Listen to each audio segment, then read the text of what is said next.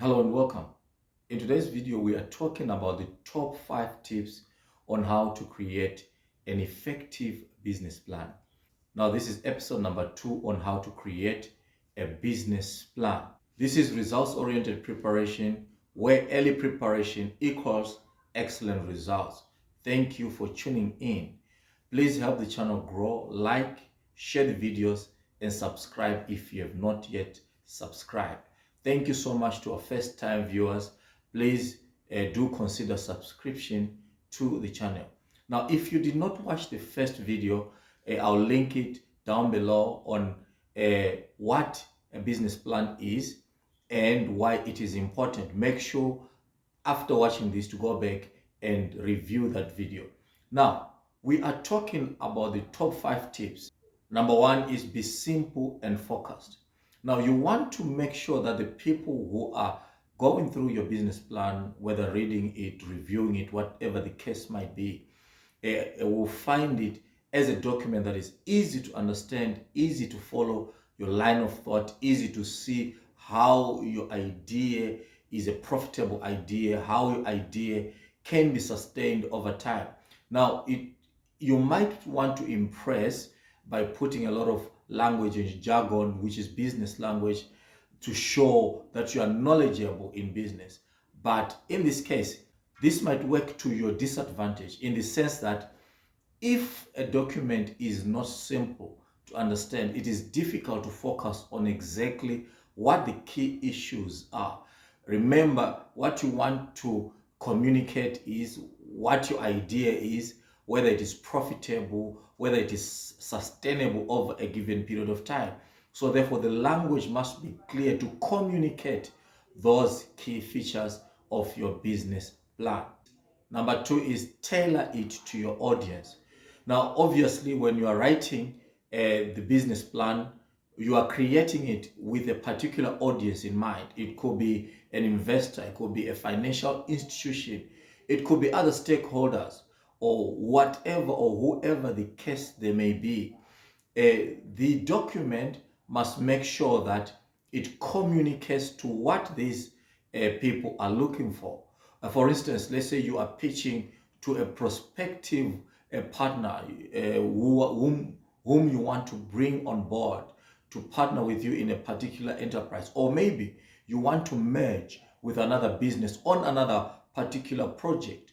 What you need to do then is you need to create it with those people in mind.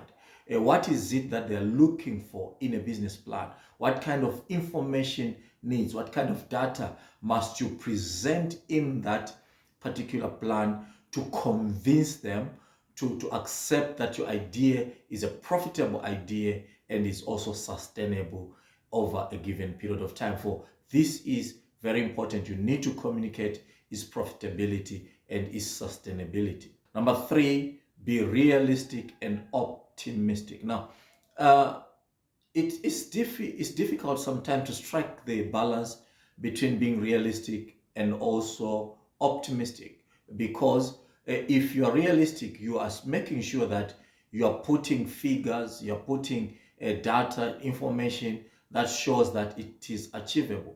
Remember, any form of planning, whether be it a strategic plan, a business plan, has to follow the core principles of planning. That means that a plan must be smart. We know that it must be specific, it must be measurable, it must be attainable or achievable, it must be realistic, and also must have a time frame.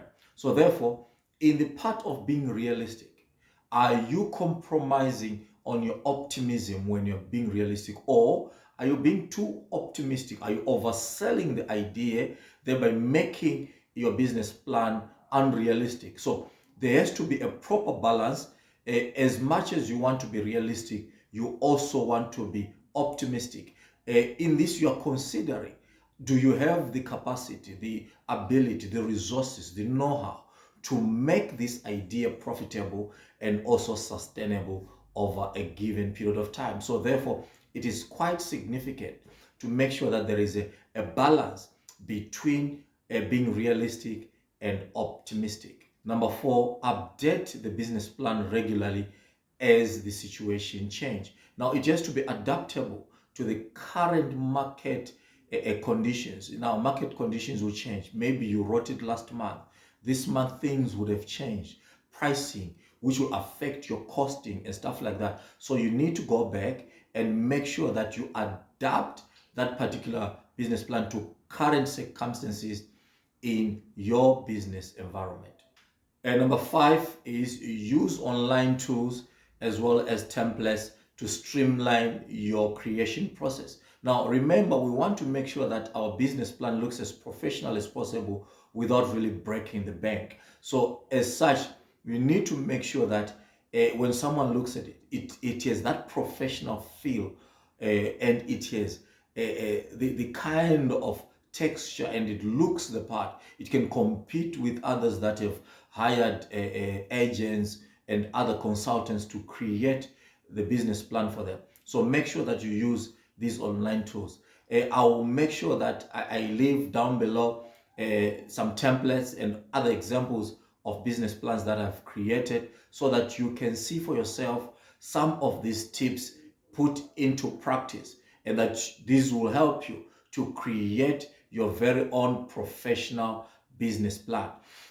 Don't forget to comment down below and give us exactly which type of tips you're applying and which ones really work for you in convincing stakeholders to buy into your idea and make that business plan work for you, whether be it seeking funding or convincing partners or prospective shareholders to come in and join up with you. Please do comment down below, and we'll surely appreciate your contribution. This is results oriented preparation. Thank you for tuning in. Don't forget to subscribe to the channel. We'll appreciate that. We'll see you in the next video. Bye bye.